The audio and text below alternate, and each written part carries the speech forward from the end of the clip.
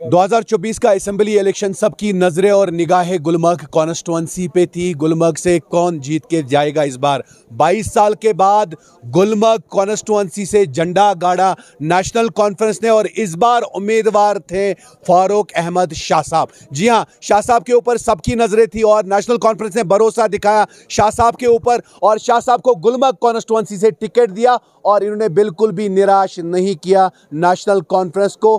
कल इन्होंने बड़ी अक्सरियत से जीत दर्ज की। बिलाखिर 22 साल के बाद, वो कहते हैं ना देर आए मगर दुरुस्त आए, फारूक साहब ने वो काम कर दिया जिसको 22 साल लगे नेशनल कॉन्फ्रेंस को करने में।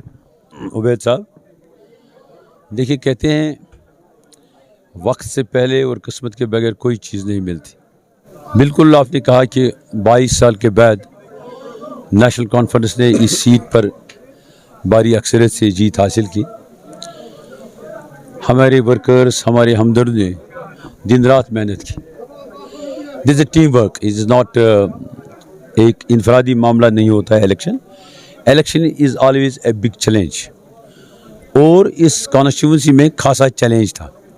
एक सियासतदान जिसने 40 साल सियासत की, तो ये यूज जो भी उसको था जोर उसने लगा दिया। लेकिन लोगों ने, मैंने आपको शुरुआत हमारे साथ रहे अब बारह, मैंने आपको शुरुआत में ही कहा कि अंदर से लोगों ने एक बदलाव का फैसला किया। लोग चाहते हैं बदलाव, बट बदलाव फॉर गुड। कि 2014 में बदकिस्मती से हमारे लोगों को जो है बदलाव गलत हो गया। उस वक्त ये निराश थे कि हमने जो बदलाव किया था वो ठीक नहीं लगा इनको। लिहाजा बेचारे बड़े जो हमारे वोटर्स हैं ये फिक्स में थे कि अगर हम बदलाव करें तो this should be for good, this should be for the development prosperity of the area. बड़ा सोच समझ के इन्होंने, I am grateful to all of them, इन्हें सोच समझ के फैसला लिया। अप्स एंड डाउन्स थे इस इलेक्शन कैंपेन में। कभी कहते थे एक कप वाला बारी है, लेकिन मैं नदामत में था। हालांकि आई ट्राइड माई बेस्ट। कुछ ये भी कहते थे पीर वर्सेस मीर, ये भी कहते थे ना। उन्होंने हर एक चीज इस्तेमाल की, ऊपर नीचे, ऊपर काला का नीचे काला का, पीर वर्सेस जमींदार, बहुत चीजें की। लेकिन हमारे लोगों ने वो नाकाम कर दिए। बाहर भी जो उन्हें किए इस्तेमाल, जो भी उन्हें कोशिश की, हमारे वोटर्स ने उसको नाकाम कर दिया। और बदकिस्मती होती है ऐसी चीज़ें करने से। दरअसल इलेक्शन एक डेमोक्रेटिक प्रोसेस है और जो इलेक्शन है it's a foundation of the democracy. इसमें कैंडिडेट को अपना मिशन सामने रखना चाहिए। कैंडिडेट को इन बातों ये बातें नहीं करनी चाहिए ऊपर नीचे, नीचे ऊपर, कभी वो कभी ये। गुलमर्ग टंगमर्ग एक सयाती मुकाम है, पूरी दुनिया में मशहूर है। आपने ग्रेटर गुलमर्ग की बात की, आपने यूनिवर्सिटीज़ की बात की, आपने मेडिकल कॉलेज की बात की। यहाँ की आवाम पूछती है गुलमर्ग में अगर यहाँ के लोगों को हक है। गुलमर्ग के अंदर घोड़े वाला, स्लेज वाला, पोनी वाला, हर किसी को प्रॉब्लम है, हर कोई सख्ती से जूझ रहा है। आप फारूक साहब ने वादे भी बहुत किए इलेक्शन कैंपेन के दौरान। गुलमर्ग आप कहते हैं कि रोज़गार का एक बड़ा वसाइल, आप खुद भी मानते एक बड़ा वसाइल हो सकता है यहाँ के अवाम के लिए। फारूक साहब, इन लोगों के लिए क्या करिएगा? काफ़ी टाइम से पोनी वालों का मसला है, होटल वालों का मसला है, घोड़े वालों का मसला है, आप खुद कहते हैं ग्रेटर गुलमर्ग, तो इन कामों को कैसे अंजाम देंगे और उन नौजवानों के लिए क्या करेंगे? उबैद साहब, मैंने पहले भी आपको कहा है, अगर गुलमर्ग नहीं होती, अगर मैं पैदा होता बीरवा कॉन्स्टिट्यूंसी में या पट्टन में, मैं शायद सियासत में कदम नहीं रखता। लेकिन गुलमर्ग से हम इस पूरे इलाके को आबाद कर सकते हैं। और गुलमर्ग पर मेरी कॉन्स्टिट्यूंसी लोगों का हक है। ठीक है, बाकी कॉन्स्टिट्यूंसी दे आर वेलकम, लेकिन पहला हक मेरे लोगों का है।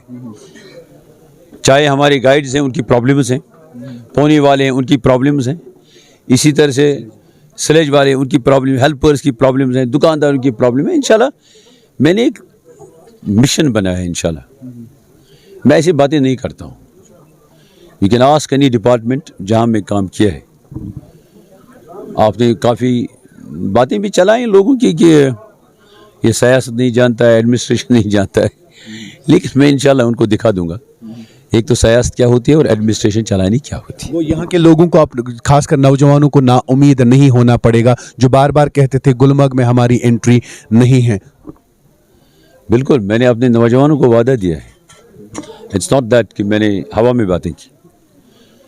जो मेरा मंसूबा है, जो मेरा प्लान है, जो मेरा रोड मैप है, उसमें मैं अपने किसी भी बाशिंदे को निराश नहीं करूँगा। सवाल ही नहीं। अगर मुझे 24 आवर्स भी काम करना पड़े मैं करूँगा, and I will give them dignity. कल रिजल्ट जैसे आना था, सुबह आपको पता था रिजल्ट है, अब कल लोग अवाम चुनेंगी, कौन लीडर बनेगा, कौन यहाँ से जीत के जाएगा। कुछ उम्मीद थी, क्या सोच रहे थे, क्या दिमाग में चल रहा था? ये उम्मीद थी कि पहली बार आप इलेक्शन लड़ रहे हैं और उस सियासत के साथ चैलेंज है, 48 फारूक साहब वहाँ से निकल के आएंगे, क्योंकि काफ़ी बातें लोगों ने की, जैसे आपने खुद ही कहा, ब्यूरोक्रेट है, ऑफिसर रहे हैं, पॉलिटिशियन नहीं हैं, पॉलिटिक्स नहीं जानते, तो दिमाग में कुछ चल रहा था नेगेटिव कि पॉजिटिव थे, पहले से ही जीत के ही जाऊँगा? सच। लेकिन एक बात है, देखिए, हमेशा हर सूरत में नदामत होनी चाहिए। आई वॉज होपफुल कि अल्लाह शायद इन लोगों के जो मसले हल करवाएगा। मेरे लोग परेशान हैं, दे हैव सीन देम, लिहाजा मुझे पुख्ता यकीन था कि इंशाल्लाह कामयाबी हमारी होगी। लेकिन होते हैं, मैंने कहा आपको, इलेक्शन इज़ बिग चैलेंज, और हमें एक जो कैलकुलेशन थी कि शायद पीडीपी में go up to 12,000 votes, but that proved wrong. हालांकि वो उम्मीदवार साहब खुद कह रहे थे मैं नंबर 2 पर, नहीं निकला कुछ नहीं। हमारे दूसरे साहब वो भी जो हैं हाल ही में निकले, वो भी अपनी जीत का दावा कर रहे थे। But I was quite hopeful कि लोगों का मैंने नब्ज देखा था, लोगों का pulse of the people. Politician को ही should see the pulse of the people, कि लोगों का नब्ज क्या कह रहा है। बाकी मेरे लोग थे, ये दबाव में भी थे बेचारे, हमारे वर्कर्स दबाव में थे। मैंने कहा ना, ही यूज्ड हिज माइट। आपने टंगमर्ग में, गुलमर्ग कॉन्स्टिट्यूंसी में तख्ता ही बदल दिया।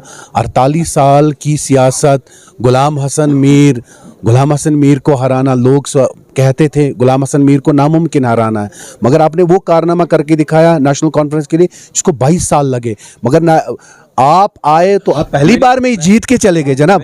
का टाइम लगता है, मगर पहली बार में आप जीत के चले गए। मैंने छक्के नहीं मारे, इन लोगों ने मारे छक्के, ये मेरे वर्कर्स ने मारे छक्के, डिस्पाइट ऑड्स। लेकिन उन्होंने फील्डिंग भी ऐसी की क्या छोड़ा नहीं, भी ऐसी हो गई कि लोग क्लीन बोल्ड हो गए। हाँ फारूक साहब, मैं कल आपको देख रहा था, आप बहुत इमोशनल थे, आपकी आंखों में आंसू भी थे जब आप लोगों का वलवला, लोगों का प्यार, लोगों का सैलाब, नौजवान, क्योंकि मैंने कई एक लोगों से बात की, उन्होंने कहा नेशनल कॉन्फ्रेंस को साइड में छोड़ दीजिए, मगर हमने फारूक साहब के पर्सनैलिटी को, उसकी शख्सियत को वोट दिया है। यानी कि लोगों को आपके ऊपर बहुत भरोसा है, आपके ऊपर रिस्पॉन्सिबिलिटीज़ बहुत ज़्यादा बढ़ रही है। सियासत आप कहते हैं बहुत इस्तेसाल हुआ, अब वो चीज़ें देखे, वो इमोशंस देखे, क्या लगता है? आपने सच कहा।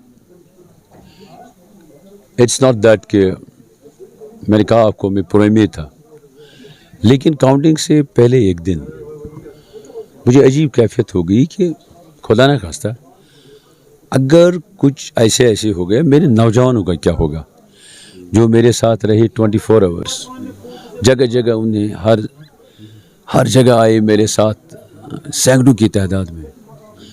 ट्रस्ट में मुझे उनकी फिक्र थी, क्योंकि आफ्टर ऑल सियासतदान को विजन होना चाहिए।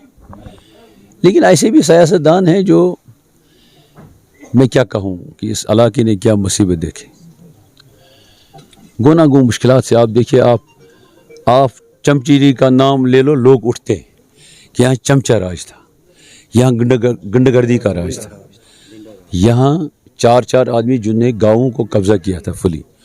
People are against them, people have voted against them. तो मुझे वो कैफियत होती थी, खुदा न खास्ता अगर कुछ हो गया इन लोगों का क्या हाल होगा।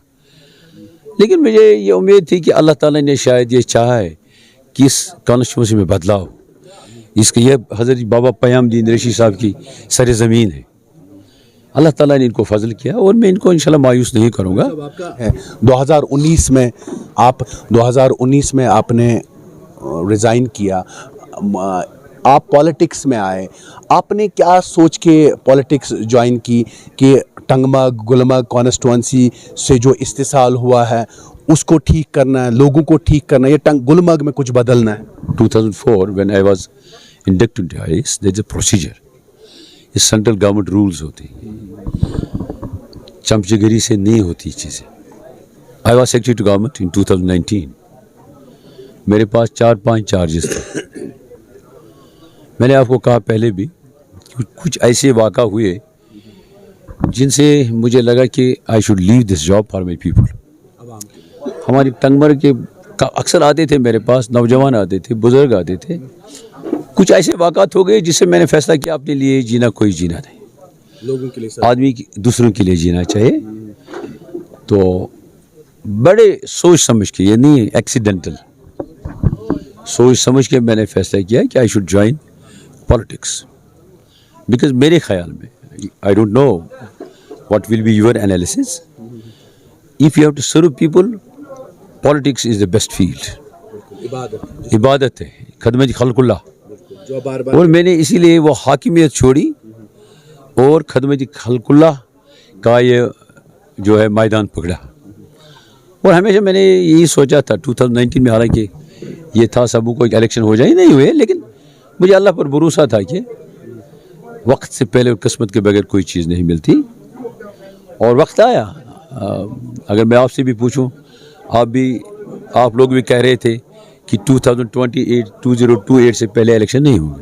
अल्लाह का करना था, इलेक्शन हो गया एंड हम जीत गए। आखिरी सवाल है, क्योंकि मुझे पता आप थक गए होंगे, जब आपने कल जीता, दिमाग में सबसे पहले पिक्चर क्या आई, आपको याद क्या आया? अपने वालिदैन, लोग, या कुछ और? मेरे नौजवान, ट्रस्ट में अपने नौजवान, ये मेरे यानी कि बिलाल, हिलाल, मुदस्सिर, बाकी लोग जितने भी आपके साथ, जो हम मेरे साथ रहे यूथ, काफ़ी ओवरऑल मैं ये कहूँगा नौजवान, मुझे याद आए कि परेशान हैं। तो अल्लाह मुझे हिम्मत दे कि ताकि मैं इनको परेशान से निकालूं। और मेरे जो इलाके में मसाइल हैं, गुनागो मुश्किलात से हमारा इलाका दो चार है, despite we have huge potential. वही नज़र में था, अल्लाह ताला हिम्मत दे। और मैं अल्लाह ताला से दुआ करता हूँ कि जो इनकी उम्मीदें हैं, मुझे उस पर वो उम्मीदें इनकी पूरी होनी चाहिए। और मुझे हिम्मत दे दे,